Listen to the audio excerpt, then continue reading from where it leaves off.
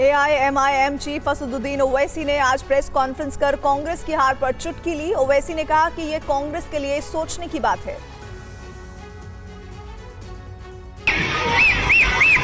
दरअसल कांग्रेस की तरफ से बार बार ये कहा जाता है कि असदुद्दीन ओवैसी बीजेपी से मिले हैं और कांग्रेस के खिलाफ अल्पसंख्यकों की वोट में सेंध लगाते हैं, जिसका फायदा बीजेपी को पहुंचता है। मैं तो था ही नहीं वहाँ पे, तब भी बीजेपी जीत गई। हम लोग राजस्थान में 10 सीट लड़े तो और 4 सीट मध्य प्रदेश में लड़े, छत्तीसगढ़ में तो हम थे ही नहीं, तब भी बीजेपी जीत गई। अब नहीं मालूम अब किसको ब्लेम करेंगे ये लोग, अब किसको ब्लेम करेंगे नहीं मालूम, सोचना पड़ेगा इन लोगों को। हमारी बीजेपी जीती वहां पर। हालांकि कांग्रेस की जीत पर ओवैसी ने शुभकामनाएं दी और कहा कि पता नहीं आगे आने वाले समय में क्या बदलाव देखने को मिलेगा।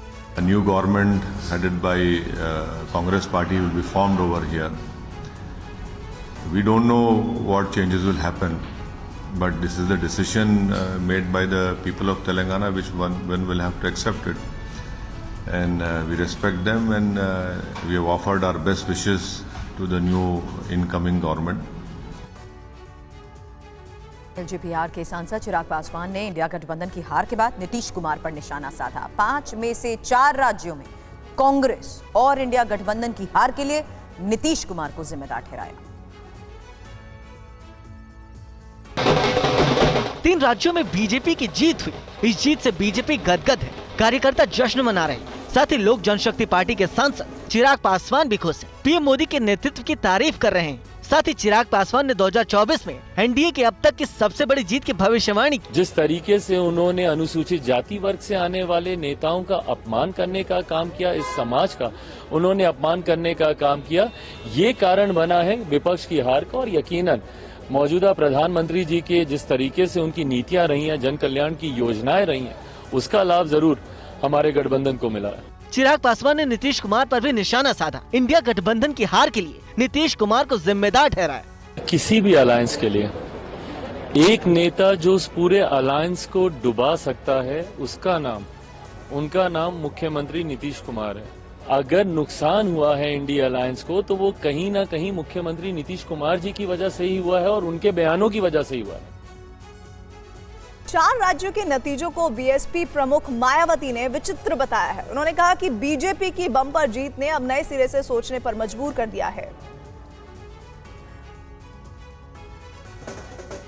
हिंदी हार्टलैंड के 3 राज्यों में बीजेपी की बड़ी जीत ने 6 महीने बाद होने वाले लोकसभा चुनाव के लिए बड़ा संदेश दिया है।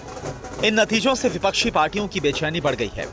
बीएसपी प्रमुख मायावती ने भी चुनावी नतीजों को शंकित, अचंभित और चिंतित करने वाला बताया।